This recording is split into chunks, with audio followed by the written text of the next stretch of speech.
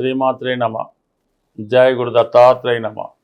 ఈ వీడియోలో మనం మకర రాశి వారికి డిసెంబర్ 7వ తారీఖు నుంచి 13వ తారీఖు మధ్యలో జరగబోయే వారఫలాలు పరిశీలించినప్పుడు మకర రాశి వారికి నెమ్మదిగా ప్రతి గ్రహం కూడా అనుకూలంగా మారడం జరుగుతూ ఉంది.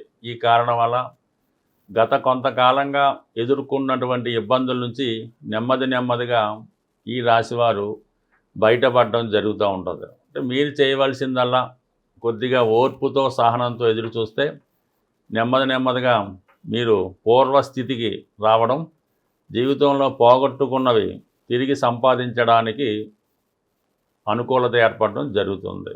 ఇప్పుడు ఈ వారం ఏర్పడినటువంటి గ్రహస్థితి పరిశీలించినప్పుడు ఈ వార ప్రారంభంలోనే మీకు కుజుడు 12వ స్థానంలోకి రావడం జరిగింది. ఒక విధంగా చతుర్థ లాభాధిపతిగా వ్యయ స్థానంలోకి రావడం వల్ల మీరు ఏదైనా స్థలం మారడానికి కానీ మీ దగ్గర ఉన్నటువంటి స్థిరాస్తి అమ్మడానికి కానీ అవకాశం ఉన్నది. అలాగే కొంతకాలం పాటు మీరు వేరొకరిని ఆశ్రయించి వారి గృహంలో ఉండడం కానీ వారి యొక్క ఆతిథ్యం స్వీకరించడం కానీ జరిగే అవకాశం ఉన్నది. అలాగే మీకు వచ్చినటువంటి ధనంతో అంటే లాభాధిపతి వ్యయ స్థానంలో ఉండడం వల్ల ఏదన్నా ఇన్వెస్ట్మెంటు భూమి మీద కానీ స్థిరాస్తి మీద కానీ ఇన్వెస్ట్మెంట్ చేసే అవకాశం ఉన్నది. అది మీరు ఉన్నటువంటి సొంత ప్రాంతంలో కాకుండా అది వేరే దూర ప్రాంతంలో అంటే అదర్ దెన్ బర్త్ ప్లేస్లో కొద్ది దూరంగా మీరు ఈ విధంగా భూమి మీద ధనాన్ని ఇన్వెస్ట్ చేయడం జరుగుతూ ఉంది. అందులో కొంత రుణం చేసి కూడా మీరు ఇన్వెస్ట్ చేయడం జరుగుతూ ఉంటుంది. ఫర్ ది సేమ్ టైము మీరు ఇతరుల మీద ఆధారపడుతుంటేనే మీ మీద కొందరు ఆధారపడి ఉంటారు. వారికి కూడా ఈ సమయంలో మీరు కొంత సహకరించవలసి ఉంటుంది. అది ఎవరైతే మీ రక్త సంబంధీకులు ఉంటారో వాళ్ళకి మీరు సహాయ సహకారాలు అందించవలసి ఉంటుంది. ఇక లాభస్థానంలో 3 గ్రహాల సంచారం, ముఖ్యంగా రవి అష్టమాధిపతిగా లాభస్థితి, ప్రభుత్వ సహకారం లభిస్తూ ఉంటుంది. ఏదన్నా కొంతకాలంగా మీరు ఒక లైసెన్స్ కోసమో, ఒక ధనం కోసమో, ఒక ఇల్లు కోసమో, ఒక భూమి కోసమో గవర్నమెంట్ ద్వారా రావాల్సిన ఇన్సూరెన్స్ లాంటి వాటి కోసం ప్రయత్నం చేస్తుంటే అది అనూహ్యంగా ఈ నెలలో ఈ వారంలో మీకు లభించే అవకాశం ఉన్నది. అలాగే మరి ఏదైనా ప్రభుత్వ సహకారం రావడం, ఆకస్మిక ధనలాభం, అలాగే మీ యొక్క తండ్రి గారు కానీ లేదా మీ పిల్లలు కానీ మీ యొక్క అవసరాలకి ఏదో విధంగా వాళ్ళు సహాయ సహకారాలు లభిస్తాయి. ఇక శుక్రుడు యోగకారకుడుగా లాభస్థానంలో ఉండడం వల్ల స్త్రీల సహకారం లభిస్తుంది. ఉద్యోగంలో ప్రమోషన్ వస్తుంది. ఉద్యోగపరంగా కొంత అభివృద్ధి, కొంత ఇంప్రూవ్మెంట్ రావడం జరుగుతుంది. అలాగే అదనపు ఆదాయం కూడా లభిస్తూ ఉంటుంది. రెగ్యులర్గా వచ్చే ఆదాయంతో పాటు అదనంగా కొంత ఆదాయం రావడం జరుగుతూ ఉంటుంది. అది ఏ రూపంలో అయినా కావచ్చు, మొత్తం మీద సంపద అయితే పెరుగుతుంది. ఇక బుధుడు భాగ్యాధిపతిగా లాభస్థితి కాబట్టి అదృష్టం లభిస్తూ ఉంటుంది. విద్యార్థులకి స్కాలర్షిప్ లాంటిది రావడం జరుగుతూ ఉంటుంది. అంటే ఏ ఏజ్లో ఉన్నా వారి స్థాయిని బట్టి ఏదో విధమైనటువంటి సహకారం, ఆర్థిక సహకారం రావడం వల్ల ఆర్థికపరమైనటువంటి అవసరాలు తీరడం జరుగుతుంటుంది. అలాగే ముఖ్యంగా గురువు తృతీయ వ్యయాధిపతిగా గురువు వ్యయ స్థానాన్ని చూడటం కూడా మీరు ఏదైనా ఒక ప్లేస్ మారడానికి చాలా వరకు ఇండికేట్ చేస్తుంది. అలాగే కొంత ధనాన్ని అప్పు చేసి ఏదో విధంగా ఇన్వెస్ట్ చేయడం జరుగుతూ ఉంటుంది. అలాగే కొంతవరకు వ్యక్తిగతంగా మీ ఆరోగ్య విషయంలో కూడా కొంత శ్రద్ధ తీసుకోవాల్సి ఉంటుంది. అంటే మామూలుగా చిన్న వ్యాధులు కాకుండా దీర్ఘకాలంగా ఉన్నటువంటి నడువు నొప్పి కానీ, డయాబెటిక్ కానీ, మోకాల నొప్పులు కానీ, ఈ బాడీ పెయిన్స్ లాంటివి ఎక్కువగా ఈ మకర రాశి వారికి ఈ బోన్స్ సంబంధించినవి ఇలాంటివి ఎక్కువగా వస్తుంటాయి. ఎక్కువగా వాళ్ళకి బాడీ పెయిన్స్, ఈ మోకాల నొప్పులు ఎక్కువగా వస్తుంటాయి. కాబట్టి అటువంటి వారు మరి తగు విధంగా వైద్యం చేయించుకోవడం కానీ, ఒక విధమైనటువంటి మందులు వాడడం కానీ చేసుకుంటే వాటి నుంచి కూడా బయటపడడం జరుగుతుంటుంది. ఇవన్నీ అనుకూలంగా ఉన్నప్పటికీ కూడా కుటుంబ స్థానంలో ఉన్నటువంటి రాహు కుటుంబ సభ్యుల నుంచి తీవ్రమైన వ్యతిరేకత రావడం జరుగుతుంటుంది. కుటుంబ సభ్యుల ప్రవర్తన మీకు ఇబ్బంది కలుగుతూ ఉంటుంది. అయితే మీరు ఏమీ చేయలేని స్థితిలో ఉంటారు. కుటుంబం మీద పెత్తనం చేయడం కానీ, వాళ్ళని క్రమశిక్షణలో పెట్టడం కానీ ఇవన్నీ మీరు ఏం చేయలేకపోతుంటారు. ఒకవేళ గట్టిగా మీరు నిర్ణయం తీసుకున్నా అది కుటుంబ విచ్ఛిన్నతకు కానీ, కుటుంబంలో ఒకరు దూరం అవడం కానీ జరిగే అవకాశం ఉంది. కాబట్టి సాధ్యమైనంతకు సమస్యను చాలా సామరస్యంగా, నిదానంగా పరిష్కరించుకోవాల్సి ఉంటుంది.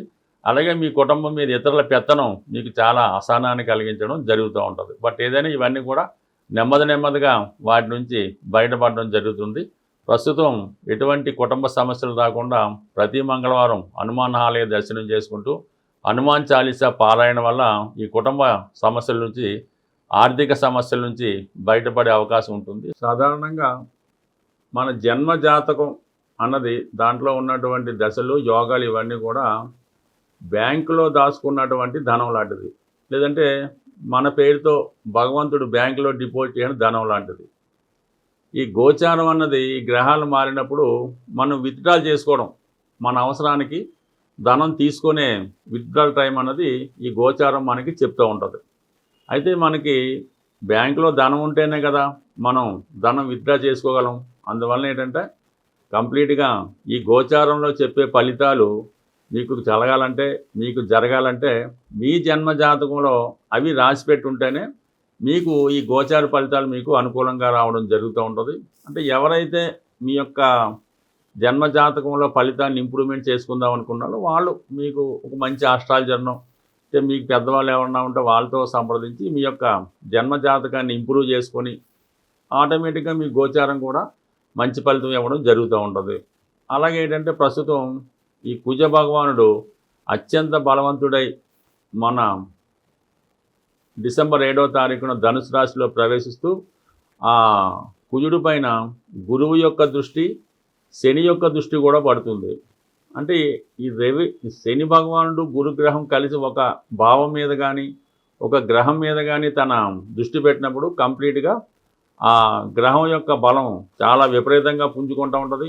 అలాగే ఆ రాశి యొక్క బలం కూడా పుంజుకోవడం జరుగుతూ ఉంటుంది. అందువల్ల వివిధ జాతకాల్లో ఏదైనా మీ జన్మ జాతకంలో కానీ గోచారంలో కానీ కుజుడు కంప్లీట్గా తన ఉన్న భావాన్ని ఇస్తే అత్యంత ధనవంతుణ్ణి, లేదంటే అత్యంత దుఃఖపడే విధంగా దారిద్ర్యాన్ని కూడా ఇవ్వడం జరుగుతూ ఉంటుంది. కాబట్టి కంప్లీట్గా ఇప్పుడు ఉన్నటువంటి ఈ కుజుని యొక్క స్థితి ప్రకారం మీరు జనవరి 7 నుంచి జనవరి 15 మధ్యలో కుజగ్రహ అనుగ్రహం కోసం కుజుని యొక్క శాంతి కానీ, కుజునికి అత్యంత బలమైన గ్రహం, అలాగే భగవంతుడు ఆంజనేయ స్వామిని ఆరాధించడం వల్ల, సుబ్రహ్మణ్య స్వామిని పూజించడం వల్ల, అంటే మనకి ఆంజనేయ స్వామిని పూజించడం వల్ల ఉద్యోగ ప్రయత్నాలు నెరవేరుతాయి, వివాహ ప్రయత్నాలు, అలాగే అన్నదమ్ములతో ఉన్నటువంటి సమస్యలు, స్థిరాస్తితో ఉన్నటువంటి సమస్యలు ఆంజనేయ స్వామి ద్వారా కుజుడు మీకు అనుగ్రహిస్తాడు.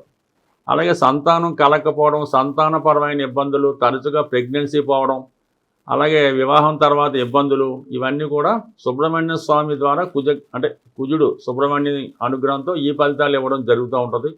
బట్ ఏదైనా మీకున్నటువంటి సమస్యను బట్టి అటు సుబ్రహ్మణ్య స్వామిని కానీ ఆంజనేయ స్వామిని కానీ, అంటే ఆంజనేయ స్వామి అయితే సింధూరంతో అభిషేకం చేసి వడమాల నైవేద్యం పెట్టి మరి ఈ విధంగా తమలపాకులు దండ వేయడం వల్ల ఆంజనేయ స్వామి ప్రసన్నం అవుతాడు. ఖచ్చితంగా 8 వారాలు చేయడం వల్ల, అంటే ఇంచుమించుగా ఈ టైం అంతా కూడా డిసెంబర్ 7 నుంచి జనవరి 15 మధ్యలో వీలైతే ప్రతిరోజు ఆంజనేయ స్వామిని ఈ విధంగా పూజించడం వల్ల రుణ సమస్యల నుంచి బయటపడతారు.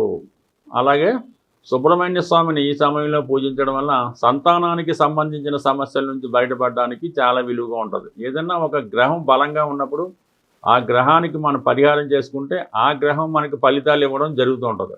అదే ఒక గ్రహం బలహీనంగా ఉన్నప్పుడు దానికి ఎంత పరిహారం చేసినా ఉపయోగం ఉండదు. కాబట్టి ఆ సమయంలో ఆ గ్రహానికి సంబంధించినటువంటి దానాలు అటువంటివి చేయడం వల్ల ఆ గ్రహం స్ట్రెంత్ పెంచుకొని మనకు ఫలితం ఇవ్వడం జరుగుతూ ఉంటుంది. బట్ ఏదైనా మనం ఇచ్చిన ఫలితాన్నే తిరిగి మనకి ఆ గ్రహం ఇవ్వడం జరుగుతూ ఉంటుంది. బట్ ఏదైనా మీరు ఈ సమయంలో మీ యొక్క మీలో ఉన్నటువంటి సమస్యను బట్టి మీ జాతకంలో ఆ యోగం ఉన్నదా లేదా తెలుసుకొని ఈ గ్రహాలకి మనం తగు విధంగా పరిహారం చేసుకోవడం వల్ల ఇప్పుడు ఈ సమయంలో ఆర్థిక ఇబ్బందులతో ఉన్నవాళ్ళు, భూమి సంబంధించిన సమస్యలు, భార్యతో పడుతున్న ఇబ్బందులు, అలాగే సంతానం లేక ఇబ్బందులు పడుతున్నవారు ఈ సమయంలో ఈ పరిష్కారం చేసుకోవడం వల్ల, ఈ గ్రహాలను ఆరాధించి ఆ దేవతల్ని పూజించడం వల్ల ఫలితం కూడా చాలా క్విక్గా రావడం జరుగుతుంది. స్వస్తి.